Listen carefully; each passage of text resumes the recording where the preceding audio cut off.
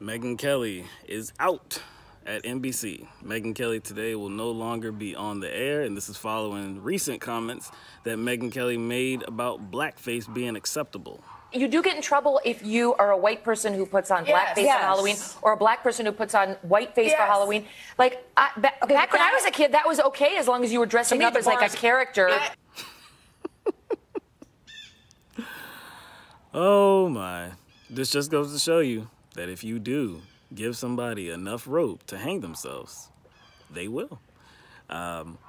She said this on national TV, that appearing in blackface was acceptable. Now, she did qualify it by saying that it was when she was coming up. It was when she was a child. Now, first of all, Megyn Kelly is approximately a decade older than I am. But I can tell you, as anybody else could, that appearing in blackface has always been highly inappropriate. It's always been seen as a display of racism. But secondly, and more to the point actually, I think Megyn Kelly told a little bit of truth on national TV. She said that it was acceptable when she was coming up.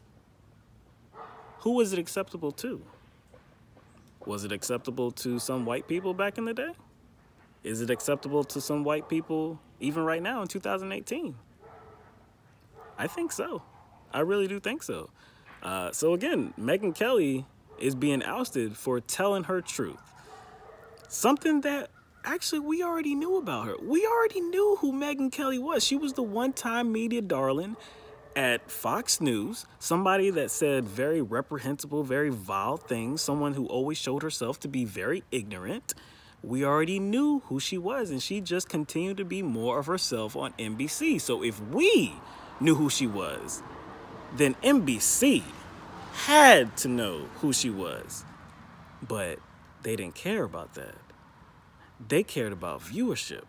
They didn't care what her politics was. They didn't care about the very vile things that came out of her mouth in her past. They didn't care about any of that. They cared about capitalizing on her appearing on their airwaves. So who's the real dummy here?